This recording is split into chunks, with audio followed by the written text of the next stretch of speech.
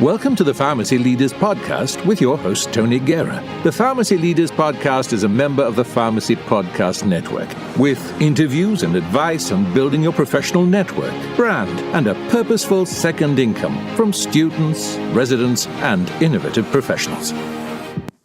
Welcome to day 2 of the Pharmacy Leaders Podcast Travel Stipends Challenge. Again, we're going to give away 3 travel stipends of $278 each, one for each of the categories to be paid the day after the winners attend. I'm sponsoring them personally, again, like last year, no affiliation with APHA, aside from I think they're great and they're a great organization. I appreciate Brandon Dyson from TLDR Pharmacy and Jackie Boyle from thepharmacygirl.com spreading the word. And again, just to re-up the 3 categories, if you didn't hear the last episode, you can either go to Tony Farm D1, where there is a Facebook post. Go ahead and reply to that Facebook post as to why you should get the travel stipend. That's one way to do it. Another way is to rate and review on iTunes your favorite Pharmacy Leaders podcast episode. And then 3 is to go to audible.com to Memorizing Pharmacology audiobook and write an honest review of Memorizing Pharmacology. On February 14th, Valentine's Day, we'll be announcing the winners of the contest. So again, vote early and vote often, as they say. And here is our interview with Brandon Dyson of TLDR Pharmacy, and we talk about networking as an introvert at a national meeting. Sometimes it's not that easy to get out of your shell and get out there, but the networking that you will do, especially at the national meeting, often results in friendships that can last a lifetime. So here is the episode with Brandon Dyson of TLDR Pharmacy. Okay, welcome to the Pharmacy Leaders Podcast. I had Jackie Boyle on to talk about extroverts and how they would go to the APHA meeting in Nashville. And I brought along another expert, Brandon Dyson from TLDR Pharmacy, who's going to talk a little bit about maybe some strategies that someone who is a little more on the introverted side, how they would network at APHA. So welcome to the Pharmacy Leaders Podcast, Brandon. Thank you, Tony. Welcome to be back. I get jokes a lot of times on how an introvert ends up starting and running a website. But, well, I'd actually, my wife is an introvert and she's extremely social with the people that she knows. But if she goes into a room where she's unfamiliar, when she was back east with me for the 6 months that we were there, she was very uncomfortable. Can you tell me a little bit about some of the challenges that maybe an introvert has? Because as an extrovert, I don't want to say I can't empathize, but I don't know what it's like to not go up to people. I just go up to people. So what challenges are there? Well, exactly. One, your wife sounds like the same thing for me. Like, I'm very, very comfortable in small groups, especially if I get to know you, to know the people. But conferences is actually one of the harder things for me, where it's just here's thousands of people, go, and I guess the challenges that you face are along the lines of like, okay, so you want to go talk, but who do you go to? Like, where do you even begin to talk to people, right? There's thousands of people, and people naturally tend to congregate in groups, so they'll form like, are they in a circle, or it's almost like if you were going to try to like have a conversation with a woman in a bar or something, and it's like, is the girl, are they in a circle? Is that open? I don't know. And then you end up feeling like, or maybe I just have terrible game. There's always the guy in the group though that just goes up, breaks up the circle, and brings in the rest of the group. And like funny enough, back when I was doing that sort of, I had no problem being a wingman for a friend or whatever, right? Like when I had like nothing at stake or nothing on the line, whatever, I had zero problem talking to people. But it's like, it's different when it's for you. And the same kind of logic would apply to a conference for me. And then it's like, oh, I'm a little uncomfortable. And then you feel like you're noticeably uncomfortable, and now you're kind of standing there and you're the only one that's by yourself, or it's a spotlight effect thing, but you feel like you're the only one there by yourself, and you're like, and now have I been sitting here for too long? Like, no one's talking to me either, and then, so that's kind of the challenge, is like, how do you deal with that and not kind of cripple yourself, basically. Yeah, I felt a little bad at ASHP. There was literally 10 minutes of people going in, so thousands of people go into the showcase, and then I go to the Maryland reception after, and I'm like, oh, residency director, another residency director. So I'm talking to residency directors, which were 3 layers back. Right. Wow. with the barbed wire and all of that stuff in the showcase. But then at the after, the meetings with the meet and greets with the various colleges or the state associations, there they are. They're the residency program directors. They're hanging out, So it is like maybe high school a little bit, where it's like there she is or he is, the person you always wanted to go talk to. They're right next to you. And you say nothing. Right. Hey, hi. Like Kevin Arnold in The Wonder Years. Oh, no. I'm dating it now. No one knows that. But let's get some strategies to do something about that. What can we do? So a few different things. The way I try to mitigate it, one, I do believe it's a learnable skill. You can practice it. It might have to be a fake it till you make it, mentally prep yourself, visualize, having conversations, going well, that. You may have to do that, but you can kind of do this. The way I recommend, a few kind of strategies that I've used before that work. One, try to get to one-on-one, start with one-on-one if you can. And so you can do that, at most of these, there's poster presentations, right? Or maybe someone just gave a live presentation and you can ask a question or even after the thing, they have a moment where they're kind of mingling and you can go talk to them for a minute after that. To me, that's a lot easier, right? Talking to someone about their poster or talking to someone after a presentation with a very specific question. And that's more of a one-on-one environment, and maybe it leads to something, maybe it doesn't, but it can lead to an invitation to that residency director happy hour, like you're talking about, or whatever. And it's a foot in the door. I recommend being targeted with that as much as possible, in the sense that, if go to the live CE or go to the posters that are of interest to you. Don't just go around, I'll mingle around and I'll talk to someone. If you kind of do that as an introvert, it's probably not going to work. You don't have a plan. It's a lot easier, at least it is for me. Okay, I know that I'm interested in oncology, right? If you're not interested in oncology, don't go to the presentation on updates and FLT3 inhibitors for AML. Don't go to that presentation. But if you are, go to that, right? And see what it's about. Have a list of okay, here's topics, here's this speaker. Maybe even have some preformed questions in your head. Obviously don't sound scripted. Don't be, robotic and mechanical in your conversation with them. But it's always good to have a fallback for if it comes to dead space, here's a thing that I could ask them. In general, people love talking about themselves, right? So you can, if you're trying to have a legit conversation with someone, and trying to steer it from that awesome presentation they just gave to something more you just want to form a connection with somebody, ask them just personal questions about, not don't ask them super personal questions, but in general, people are very comfortable talking about oh, it's my life and here's my path and how I got here and yada, yada, yada. And that, you can kind of keep conversations moving that way. I've heard that to talk to celebrities, the easiest way to talk to a celebrity is to talk about things that are non-celebrity, oh, my kid does this, or right. And to kind of get away from the, oh my gosh, it's such and such. Instead, it's just, yeah, they've got problems too. You've got problems. Oh, we can talk about them together and kind of form a connection that way. I think that helps both of you too, right? Because I've got issues. Yeah, definitely. So I find every parent I can.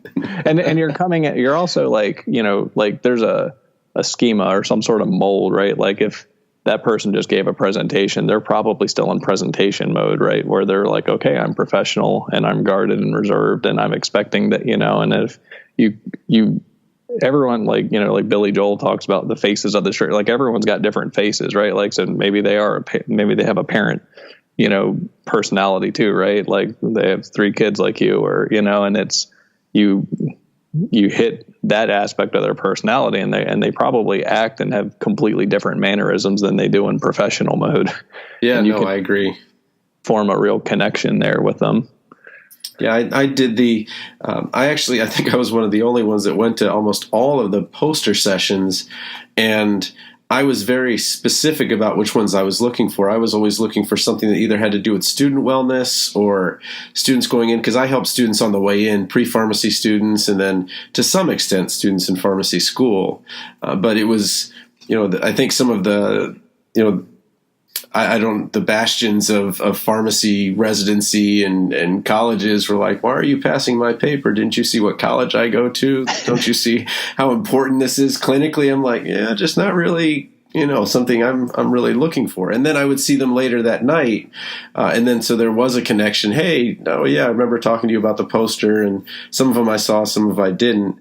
But how do you find oncology people if you're looking for oncology, for example? And this might be not as good as an example at APHA than ASHP, but how do you find your group, your tribe, as Seth Godin says?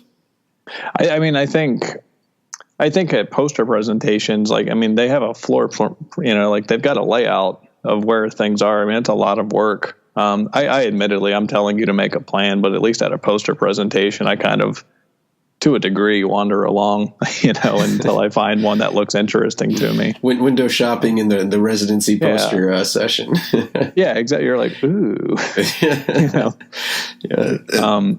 You're standing in the way of the results. I'm just trying to look at the abstract and the results first. Then we'll maybe talk. I need to read it. I need you to stop talking right now. No, I'm just kidding. Yeah. But so I think that's, you find your tribe a bit that way. And also, I think another important point at conferences like this is you can start where you are. It's okay to just meet other students too, right? You don't need to shake Joe Japiro's hand and be LinkedIn friends with him. Thanks for your book. Appreciate it. Right. You're not that's not going to determine whether you're successful or not. Right. It won't hurt certainly. But what I mean is we already know how small a profession we live in, and that student that you just met, that you could form a really great connection with, you have no idea what, who they know, right now, and who they might know in 5 years, or, you're expanding your network is going to open up opportunities no matter what. So don't feel like you have to swing for the fences, so to speak, and get the big names, make any connection. Yeah, it's not a scavenger hunt where, I talk to such and such and you cross off these names and, at the end, you get a prize or something. Yeah. Well, let's maybe talk just briefly about first time going to the meeting. So I went with two classmates, I think, the first time I went, and this is Seattle back in a long time ago. What was it like going to your first meeting? What did you do well? What did you maybe could have improved? Yeah, so one of my first time, I definitely had some of that Wallflower syndrome, which, all of those things that I was, the pain points, so to speak, those are legit. I know exactly what that feeling is, right? One thing I did then is that I had, everyone knows an extrovert, everyone knows a Tony, or whoever. So if you're able to pair up with that person, and that's what I did. I had a classmate who was just, she was just Miss Chatty. She zero problems, loves it. And seems like she knows everyone. That still does, so if you are able to piggyback along, so to speak, and you can, you have to be, make a real point to be assertive in your own right? Don't let the extrovert completely dominate the conversation. Otherwise you're just, oh yeah, he was quiet. He seemed nice. Otherwise. I didn't catch his name. Yeah. Yeah, exactly. Okay. But so that was a great way, as a forced icebreaker, so to speak. And then just, I don't I don't have an intuition for this, but look around and find someone that looks nice, or that looks like they're, open. Most people can read and see if someone's interested in having a conversation right at that moment or not. Right. or you can just make a casual conversation. It really is a lot like hitting on someone. Think about it. Like it's not like, I mean, I'm not trying to like. My wife listens to some of these episodes. I'll be curious to see how this one goes. I mean, I just mean like, it's like going on a first date. Like if you go like, and I don't mean that like in any kind of a weird thing or whatever, but you have to have there's certain conversations that are off limits. Don't go on talking about politics or anything, right? You're just trying to find common ground and see what, find someone that looks like they're interested in talking to you, and then just make a casual conversation with them. If you find them staring at their phone, you can make a comment about, hey, did you catch anything, right? Just ask any question. And I don't know, that's kind of what I did. The first ever one I did was with AACP. Actually, it was a Walmart Scholar thing, and I was just in way over my head. If I had one of those badges, I would have worn it every day till graduation. But go ahead. Well, I just meant like, yeah, it was very academic. There's very few students there, and like I had no idea what I was doing. But then I started, actually the preceptor, I had a close friend and a preceptor who was with AACP for a while, and she really helped me get used to, and I don't even think she was trying, but she helped me get used to going out to meet and greets and gather ups and happy hours or whatever it was. And then it just became a lot more easy for me to go. And so anyway, it's the only way to like get better at it is to do it. Okay. All right. Because again, I really struggle to. I don't struggle to empathize, but I struggle to understand the struggle.